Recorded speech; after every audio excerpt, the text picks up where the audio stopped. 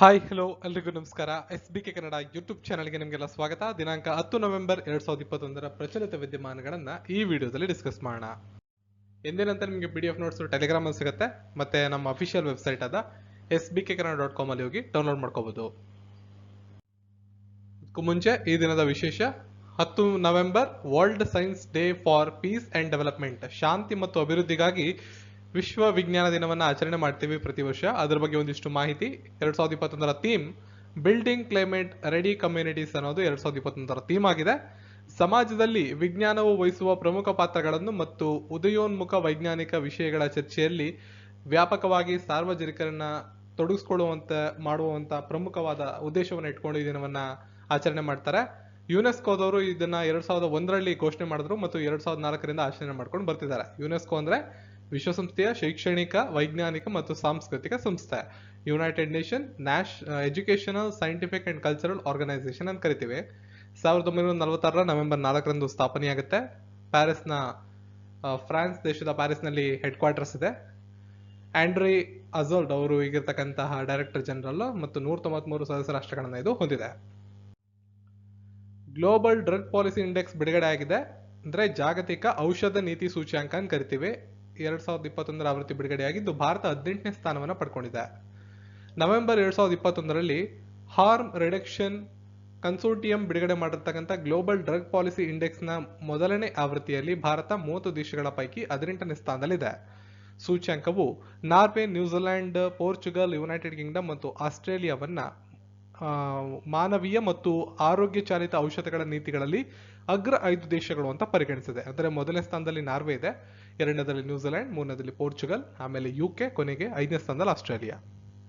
Global drug policy index 30 ದೇಶಗಳ ಔಷಧ ನೀತಿಗಳ ಮೊದಲ ಡೇಟಾ ಚಾಲಿತ ಜಾಗತಿಕ ವಿಶ್ಲೇಷಣೆ ಮತ್ತು ವ್ಯವಸ್ಥಿತ, ಸಮಗ್ರ ಮತ್ತು ಪಾರದರ್ಶಕ ರೀತಿಯಲ್ಲಿ ಅವುಗಳ ಅನುಷ್ಠಾನವನ್ನು ನೀಡುವಂತಹ ಹೊಸ ಸಾಧನವಾಗಿದೆ. ಪ್ರಶ್ನೋತ್ತರಗಳು. ಭಾರತೀಯ ನೌಕಾಪಡೆಯ ಸ್ಪೆಲ್ ಫ್ರಿಗೇಟ್ ಅನ್ನು ಯಾವ ದೇಶದ ಯಂತರ್ ಶಿಪ್ ಯಾರ್ಡ್ ನಲ್ಲಿ ಪ್ರಾರಂಭಿಸಲಾಗಿದೆ? Indian navy's stealth frigate has been launched at Yantar shipyard of which country? ಸರಿಯಾದ ಉತ್ತರ ರಷ್ಯಾ. P1135.6 ವರ್ಗದ 7ನೇ ಭಾರತೀಯ ನೌಕಾಪಡೆಯ ಯುದ್ಧ ನೌಕೆಯನ್ನ ರಷ್ಯಾದ ಕಲಿನಿಲ್ ಗ್ರಾಡ್ ನಲ್ಲಿರ್ತಕ್ಕಂಥ ಯಂತರ್ ಶಿಪ್ ಯಾರ್ಡ್ ನಲ್ಲಿ ಪ್ರಾರಂಭ ಮಾಡಲಾಗಿದೆ. ಈ ಹಡಗುಗಳ ನಿರ್ಮಾಣಕ್ಕಾಗಿ 2016ರಲ್ಲೇ ಭಾರತ ಮತ್ತು ರಷ್ಯಾ ನಡುವಿನ ಅಂತರ್ ಸರ್ಕಾರಿ ಒಪ್ಪಂದ IGA ಕರಿತೀವಿ, ಅದರ ಅಡಿಯಲ್ಲಿ ಈ ಒಂದು ಹಡಗನ್ನ ಅಭಿವೃದ್ಧಿಪಡಿಸಲಾಗಿದೆ. ಆವಾಗಲೇ ಒಪ್ಪಂದ ಆಗಿತ್ತು, ಅದರ ಅಡಿಯಲ್ಲಿ ಈಗ ಈ ಒಂದು ಶಿಪ್ ಯಾರ್ಡ್ ಅನ್ನ ತಯಾರು ಮಾಡಲಾಗಿದೆ. ರಾಷ್ಟ್ರೀಯ ಕಂಪನಿ ಕಾನೂನು ಮೇಲ್ಮನವಿಯ ನ್ಯಾಯಮಂಡಳಿ NCLAT ಇದರ ನೂತನ ಅಧ್ಯಕ್ಷರಾಗಿ ಯಾರು ನೇಮಕಗೊಂಡಿದ್ದಾರೆ? ನ್ಯಾಷನಲ್ ಕಂಪನಿ ಲಾ ಅಪೆಲೆಂಟ್ ಟ್ರಿಬ್ಯುನಲ್ ಅಂತ ಕರಿತೀವಿ, NCLNT. ಸರಿಯಾದ ಉತ್ತರ ಅಶೋಕ್ ಭೂಷಣ್. ಮುಂದಿನ ಪ್ರಶ್ನೆ.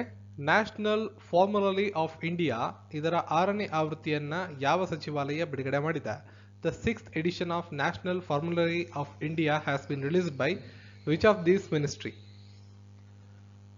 ಆರೋಗ್ಯ ಮತ್ತು ಕುಟುಂಬ ಕಲ್ಯಾಣ ಸಚಿವಾಲಯ. ಕೇಂದ್ರದ ಆರೋಗ್ಯ ಮತ್ತು ಕುಟುಂಬ ಕಲ್ಯಾಣ ಸಚಿವರಾದಂತಹ ಡಾಕ್ಟರ್ ಮನ್ಸುಖ್ ಮಾಂಡವಿಯಾ ಅವರು NFI ನ 6ನೇ ಆವೃತ್ತಿಯನ್ನ ಬಿಡುಗಡೆ ಮಾಡಿದ್ದಾರೆ.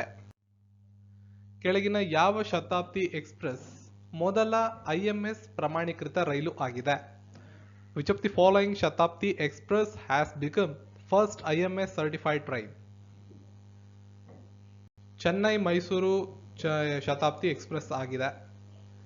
ಚೆನ್ನೈ ಶತಾಬ್ದಿ ಎಕ್ಸ್ಪ್ರೆಸ್ ಇತ್ತೀಚೆಗೆ ಮೊದಲ IMS ಪ್ರಮಾಣೀಕೃತ ರೈಲು ಎನಿಸಿಕೊಂಡಿದೆ. ವಿಶ್ವ ಮಿತವ್ಯಯ ದಿನದ ಧ್ಯೇಯ ವಾಕ್ಯವೇನು? What is the theme of World Thrift Day? ಪ್ರಶ್ನೆಗೆ ಸರಿಯಾದ ಉತ್ತರ ಆಪ್ಷನ್ 4, ಉಳಿತಾಯದ ಪ್ರಾಮುಖ್ಯತೆಯನ್ನು ಅರ್ಥ ಮಾಡಿಕೊಳ್ಳುವುದು, understanding the importance of saving. 30 October ಅಂದು ಇದನ್ನ ಪ್ರತಿ ವರ್ಷ ಆಚರಿಸ್ತೇವೆ. ಹವಾಮಾನ ಬದಲಾವಣೆಯ ಕುರಿತ ಪಕ್ಷಗಳ ಸಮ್ಮೇಳನ COP26 ಅಂತ ಕರಿತೀವಿ, ಯಾವ ದೇಶ ಆಯೋಜನೆ ಮಾಡಿತ್ತು? Which country will host the conference of parties COP26 on climate change? UK, United Kingdom. ಭಾರತದ ಪ್ರಧಾನಮಂತ್ರಿಗಳಾದಂಥ ನರೇಂದ್ರ ಮೋದಿ ಅವರು ಈ ಅಧಿವೇಶನದಲ್ಲಿ ಭಾಗವಹಿಸಿದ್ರು. ಜಪಾನ್ ಸಂಸತ್ತಿನ ಚುನಾವಣೆಯಲ್ಲಿ ಯಾವ ಪಕ್ಷವು ತನ್ನ ಬಹುಮತವನ್ನ ಉಳಿಸಿಕೊಂಡಿದೆ? Which party retain its absolute majority in Japan's parliamentary election? Liberal Democratic Party. ಇತ್ತೀಚೆಗೆ ನಡೆದಂತಹ ಸಂಸತ್ತಿನ ಚುನಾವಣೆಯಲ್ಲಿ ಲಿಬರಲ್ ಡೆಮೊಕ್ರಾಟಿಕ್ ಪಾರ್ಟಿ ನೇತೃತ್ವದ ಜಪಾನ್ ಆಡಳಿತದ ಒಕ್ಕೂಟ ಸಂಪೂರ್ಣ ಬಹುಮತವನ್ನ ಗಳಿಸಿಕೊಂಡಿದೆ. ಸ್ವಾಮಿ ನಿಧಿಯ ವ್ಯವಸ್ಥಾಪಕರು ಯಾರಾಗಿದ್ದಾರೆ? Who is the fund manager of Swami ನಿಧಿ ಅಥವಾ ಸ್ವಾಮಿ ಫಂಡ್? ಸರಿಯಾದ ಉತ್ತರ SBI cap. SBI cap Swami ಅಂದ್ರೆ special window for affordable and mid income housing ಅಂತ. ವಿಶ್ವಸಂಸ್ಥೆಯ ಖರ್ಚು ಯೋಜನೆಯನ್ನ ಹಂಚಿಕೊಂಡರೆ ವಿಶ್ವದ ಹಸಿವನ್ನ ಪರಿಹರಿಸಲು 6 ಶತಕೋಟಿ ಖರ್ಚು ಮಾಡಲು ಯಾರು ಒಪ್ಪಿಗೆಯನ್ನ ಕೊಟ್ಟಿದ್ದಾರೆ? Who has agreed to spend $6 billion to solve world hunger if UN shares a spending plan? ಸರಿಯಾದ ಉತ್ತರ ಎಲೋನ್ ಮಾಸ್ಕ್. ಸ್ಪೇಸ್ ಎಕ್ಸ್ ಮತ್ತು ಟೆಸ್ಲಾದ ಸಿಇಒ ಆದಂತ ಎಲೋನ್ ಮಾಸ್ಕ್ ಅವರು ಅಕ್ಟೋಬರ್ 31, 2021ರಂದು ವಿಶ್ವ ಆಹಾರ ಕಾರ್ಯಕ್ರಮ ಏನಿದೆ ಅವರು ಒಂದು ಪ್ಲಾನ್ ಅನ್ನ ಕೊಟ್ರೆ ವಿಶ್ವ ಹಸಿವನ್ನ ಯಾವ ರೀತಿ ಪರಿಹಾರ ಮಾಡ್ತೀವಿ ಅನ್ನೋದ್ರ ಬಗ್ಗೆ ಒಂದು ಒಪ್ಕೊಳ್ಳೋದಂತ ಒಂದು ಪ್ಲಾನ್ ಅನ್ನ ಕೊಟ್ರೆ ಅದನ್ನ ನೀಗಿಸೋದಕ್ಕೆ ಅವರ ಸಂಪತ್ತಿನ 2% ಅಂದ್ರೆ $6 ಬಿಲಿಯನ್ ಅನ್ನ ನೀಡುವುದಾಗಿ ತಿಳಿಸಿರ್ತಾರೆ. ಕೋವಿಡ್-19 ಹರಡಿದ ನಂತರ ದೆಹಲಿಯ ಶಾಲೆಗಳು ಯಾವ ದಿನಾಂಕದಂದು ಮೊದಲ ಬಾರಿಗೆ ಪುನಃ ತೆರೆಯಲ್ಪಟ್ಟವು? ಸರಿಯಾದ ಉತ್ತರ ನವೆಂಬರ್ 1. ವಿಶ್ವ ಸಸ್ಯಾಹಾರಿ ದಿನವನ್ನು ಕೆಳಕಂಡ ಯಾವ ದಿನಾಂಕದಂದು ಆಚರಣೆ ಮಾಡುತ್ತಾರೆ? World Vegan Day is celebrated on which date? ಸರಿಯಾದಂತ ಉತ್ತರ ನವೆಂಬರ್ 1. ವಿಶ್ವ ಸಸ್ಯಾಹಾರಿ ದಿನವನ್ನ ಪ್ರತಿ ವರ್ಷ ನವೆಂಬರ್ 1ರಂದು ಜಗತ್ತಿನಾದ್ಯಂತ ಆಚರಣೆ ಮಾಡ್ತಾರೆ. ಮನುಷ್ಯರಿಗೆ ಸಸ್ಯಾಹಾರದ ಪ್ರಯೋಜನಗಳು ಮತ್ತು ನೈಸರ್ಗಿಕ ಪರಿಸರಕ್ಕೆ ಸಂಬಂಧಪಟ್ಟಂತೆ ಕಾಳಜಿ ಮೂಡಿಸತಕ್ಕಂಥದ್ದು, ಜೊತೆಗೆ ಸ್ಮಾರಕ ಮರಗಳನ್ನು ನೆಡತಕ್ಕಂಥದ್ದು ಮುಂತಾದ ಚಟುವಟಿಕೆಗಳನ್ನು ಮಾಡುವುದು ಈ ಆಚರಣೆಯ ಪ್ರಮುಖ ಉದ್ದೇಶ. ಆಲ್ಗರ್ ಅಫ್ಘಾನ್ ಎಲ್ಲಾ ಮಾದರಿಯ ಕ್ರಿಕೆಟ್ನಿಂದ ನಿವೃತ್ತಿಯನ್ನ ಘೋಷಿಸಿದ್ದಾರೆ. ಅವರು ಯಾವ ದೇಶದ ರಾಷ್ಟ್ರೀಯ ಕ್ರಿಕೆಟ್ ತಂಡದಲ್ಲಿ ಆಡಿದ್ದಾರೆ? Asghar Afghan has announced retirement from all forms of cricket. Did he play for which country's national cricket team? Afghanistan. Mahatma Gandhi ರಾಷ್ಟ್ರೀಯ ಗ್ರಾಮೀಣ ಉದ್ಯೋಗ ಖಾತ್ರಿ ಕಾಯ್ದೆಯ ಯೋಜನೆಯ ಹಣಕಾಸು ಹೇಳಿಕೆ ಎಷ್ಟು ರಾಜ್ಯಗಳಲ್ಲಿ ಹಣದ ಕೊರತೆ ಇದೆ? The financial statement of Manrega scheme, it is running out of fund in how many states? ಒಟ್ಟು 21 ರಾಜ್ಯಗಳಲ್ಲಿ ಫಂಡಿಂಗ್ ಪ್ರಾಬ್ಲಮ್ ಇದೆ. 21 ರಾಜ್ಯಗಳಲ್ಲಿ ಹಣದ ಕೊರತೆ ಕಂಡುಬಂದಿದೆ. ಈ ಕೆಳಗಿನ ಯಾವ ಸಂಸ್ಥೆಯು ಸ್ಥಳೀಯವಾಗಿ ಅಭಿವೃದ್ಧಿಪಡಿಸಿದ ದೀರ್ಘ ಶ್ರೇಣಿಯ ಬಾಂಬ್ ಅನ್ನು ಸ್ಥಳೀಯವಾಗಿ ಹಾರಾಟ ಪರೀಕ್ಷೆ ಮಾಡಿದೆ?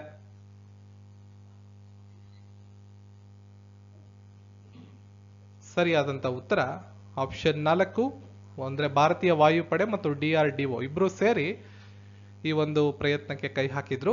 ರಕ್ಷಣಾ ಸಂಶೋಧನೆ ಮತ್ತು ಅಭಿವೃದ್ಧಿ ಸಂಸ್ಥೆ ಮತ್ತು ಭಾರತೀಯ ವಾಯುಪಡೆ ತಂಡ ಸ್ಥಳೀಯವಾಗಿ ಅಭಿವೃದ್ಧಿಪಡಿಸಿದ ದೀರ್ಘ ಶ್ರೇಣಿ ಲಾಂಗ್ ರೇಂಜ್ ಬಾಂಬ್ ಅನ್ನ LR ಬಾಂಬ್ ಅಂತ ಕರೀತಾರೆ ಯಶಸ್ವಿಯಾಗಿ ಹಾರಾಟದ ಪರೀಕ್ಷೆಯನ್ನ ಮಾಡಿದ್ದೆ. ಯಾವ ಸಂಸ್ಥೆ the road from Paris India's progress towards its climate pledge ಎಂಬ ಶೀರ್ಷಿಕೆಯ ವರದಿಯನ್ನ ಬಿಡುಗಡೆ ಮಾಡಿದೆ? ಸರಿಯಾದ ಉತ್ತರ ನ್ಯಾಚುರಲ್ ರಿಸೋರ್ಸಸ್ ಡಿಫೆನ್ಸ್ ಕೌನ್ಸಿಲ್. ಕೇರಳದಲ್ಲಿರುವ ಮುಲ್ಲಪೆರಿಯಾರ್ ಅಣೆಕಟ್ಟು ಯಾವ ರಾಜ್ಯದ ನಿಯಂತ್ರಣದಲ್ಲಿದೆ? Mullaperiyar dam located in Kerala is in control of which state? ಸರಿಯಾದ ಉತ್ತರ ತಮಿಳುನಾಡು. ಅದು ಕೇರಳದಲ್ಲಿರೋದ್ರಿಂದ ಪ್ರಾಯಶಃ ಎಲ್ಲರೂ ಕೇರಳ ಅಂತ ಅನ್ಕೋಬಹುದು, ಬಟ್ ಕೇರಳದಲ್ಲಿದೆ ಅಷ್ಟೇ ಅಣೆಕಟ್ಟು. ಅದರ ಕಂಟ್ರೋಲ್ ಸಂಪೂರ್ಣ ನಿಯಂತ್ರಣ ತಮಿಳುನಾಡಿನಲ್ಲಿದೆ.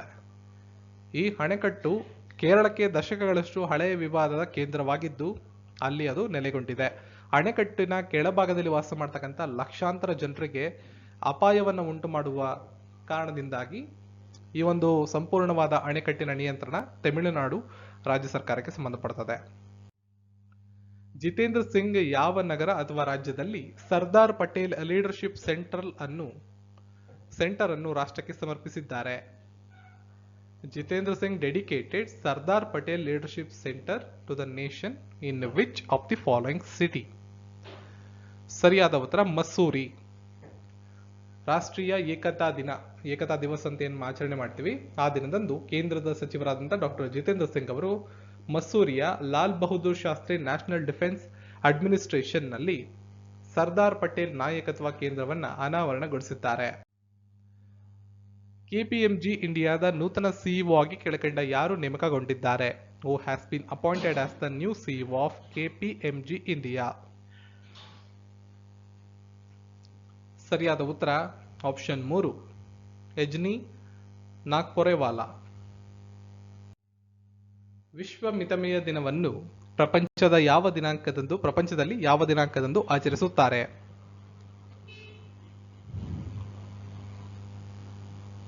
ಸರಿಯಾದಂತ ಉತ್ತರ ಅಕ್ಟೋಬರ್ 31.